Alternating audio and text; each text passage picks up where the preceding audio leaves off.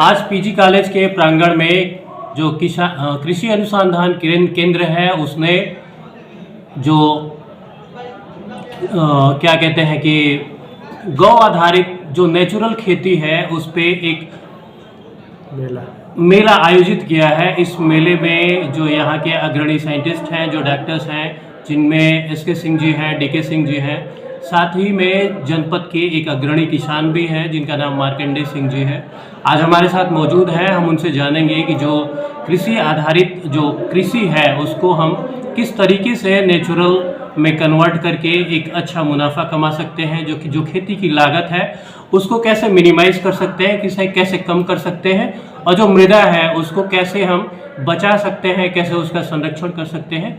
हमारे यहाँ आपका बहुत बहुत स्वागत है।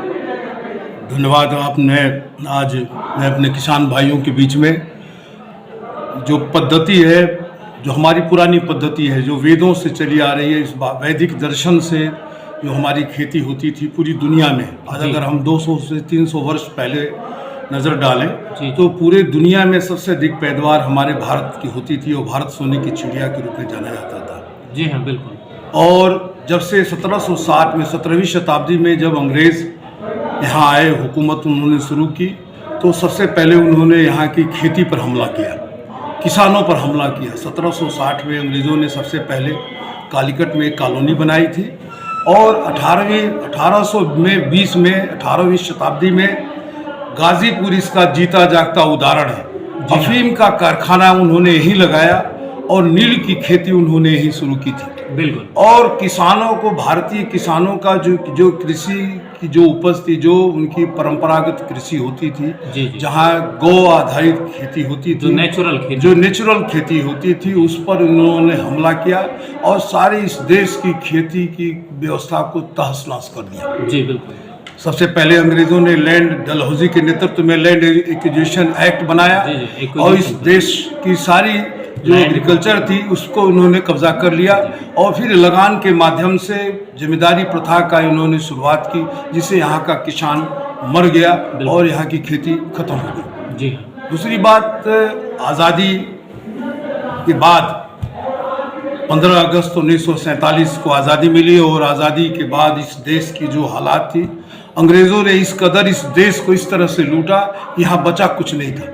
यहाँ खाने के लिए लाले पड़ते थे और यहाँ का बड़ा मार्मिक चित्रण यहाँ के लोकप्रिय सांसद हमारे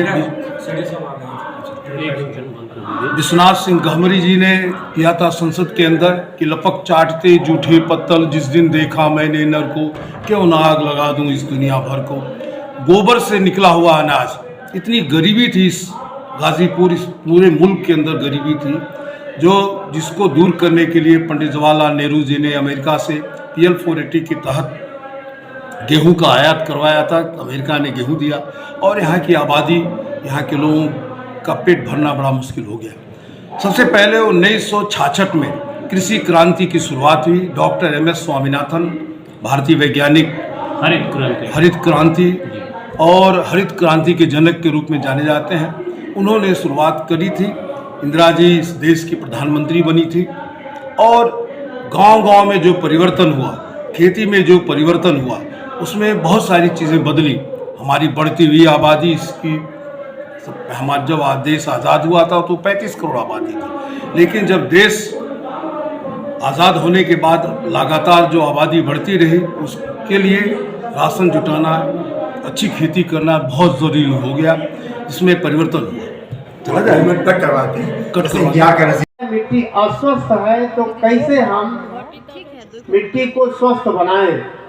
देखा यह गया है कि यदि हम किसी भी फसल को परीक्षण करते हैं प्रयोगशाला में, तो करीब 12 से 14 पोषक तत्वों की हमारे फसलों में कमी दिखाई दे रही है।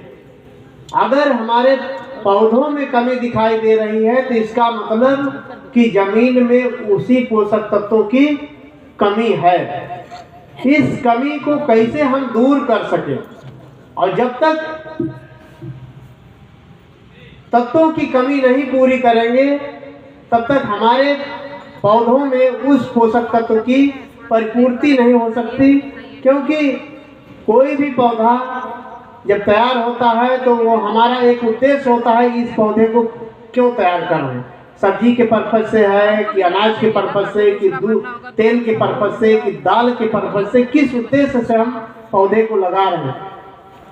हमारा उद्देश्य होता है अच्छा से अच्छा खाने का, और जब मिट्टी में पोषक तत्वों की कमी है तो हमको अच्छा से अच्छा गुणवत्ता युक्त हमको नहीं मिल सकता। तो गुणवत्ता युक्त कैसे मिले? पहले आज के 30 साल 40 साल पहले 1-2 पोषक तत्वों की कमी हुआ करती थी। नाइट्रोजन की शुरू में कमी हुई, 1980 के बाद नाइट्रोजन की कमी हुई तो हम लोग यूरिया से देना शुरू किए।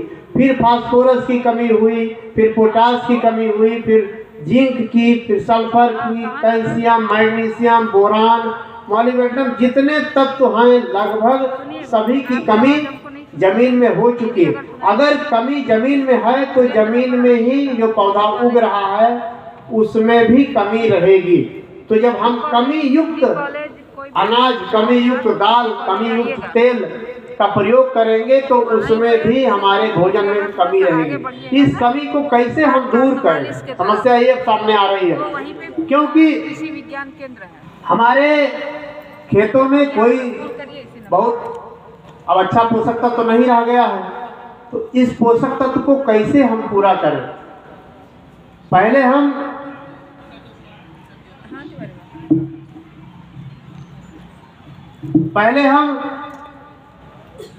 एक फसल लेते थे 1970, 75, 80 के आसपास। देखिए साल भर में केवल एक फसल लेते थे। उसके जैसा कि आप देख रहे हैं कि आज ये गोष्ठी मिट्टी पे आधारित गोष्ठी कराया जा रहा है कि आने वाला जो हमारी आबादी है उस आबादी को हम लोग खाद्यान्न कैसे उपलब्ध करा सकें, क्योंकि अब सारी परिस्थितियां हमारे फेवर में नहीं रह गई हैं। आबादी इतनी द्रुत गति से बढ़ रही है कि इस बढ़ती हुई आबादी को कैसे खाद्यान्न दिया जाए, ये सबसे बड़ा चैलेंजिंग टास्क हो गया है। क्योंकि आपको मालूम है कि हमारा देश 15 अगस्त 1947 को आज़ाद हुआ, 26 जनवरी 1949 को हमारा देश गणतंत्र हुआ, और 51-52 में जब जनगणना की गई तो उसमें अपने देश की आबादी 36 करोड़ थी, और 36 करोड़ देश को भी हमारा देश खाद्यान्न उपलब्ध नहीं करा पाता था। विदेशों से अनाज आते थे। लेकिन ये जो कुछ परिवर्तन आप देख रहे हैं, ये सारा परिवर्तन 1966 के बाद का परिवर्तन है। 1966 में हमारे देश में हरित क्रांति आई। डॉक्टर स्वामीनाथन साहब को हरित क्रांति का जनक कहा गया, और डॉक्टर स्वामीनाथन साहब की देन है कि आज जो अपने देश की पॉपुलेशन 1 अरब 38 करोड़ हो गई है, आज 1 अरब 38 करोड़ को हमारा देश खाद्यान्न उपलब्ध करा रहा है। तो जब हमारे देश में जब हरित क्रांति आई तो हमारे देश में आजादी के पहले इतने अधिक उत्पादन देने वाली प्रजातियां नहीं थी। लेकिन जब हमारे देश में हरित क्रांति आई, धान में, गेहूं में, ज्वार में, बाजरा में, मक्का में, चना में, मटर में, मसूर में, उड़द में, मूंग में, जिस फसल की बात किया जाए, आज की डेट में हमारे देश में हाईब्रिड वैरायटी मौजूद है। यदि गेहूं में देखा जाए तो 65 से लेकर के 70 क्विंटल प्रति हेक्टेयर उत्पादन देने वाली प्रजातियां आ चुकी हैं। यदि धान में देखा जाए तो संकर धान की बात किया जाए तो 80 क्विंटल से लेकर के 100 क्विंटल प्रति हेक्टेयर उत्पादन देने वाली प्रजातियां हैं। और में देखा जाए चाहे वो मालवीय 13 हो, नरेंद्र RR1 हो, नरेंद्र 2 हो, नरेंद्र R3 हो, इसकी उत्पादन क्षमता 24 से लेकर के 28 क्विंटल प्रति हेक्टेयर है। यदि सरसों की बात किया जाए, इंडिया 8501 जो फैजाबाद एग्रीकल्चर यूनिवर्सिटी से रिलीज वैरायटी है, पूसा विजय है, पूसा तारक है, ये तमाम तरह की जो हाईब्रिड वैरायटियां हैं, इनकी उत्पादन क्षमता 24 से लेकर के 26 क्विंटल प्रति हेक्टेयर तक है। यदि आलू में देखा जाए चिप्सोना 1, चिप्सोना 2, चिप्सोना 3, ये तमाम तरह की जो हाईब्रिड वैरायटी है, इसकी उत्पादन क्षमता 300 से लेकर के 350 क्विंटल प्रति हेक्टेयर है। लेकिन आजादी के पहले हमारे देश में इतना हाईब्रिड वैरायटी नहीं थी, और जो अपने देश की पॉपुलेशन थी उस पॉपुलेशन को भी हम लोग खाद्यान्न देने में सक्षम नहीं थे।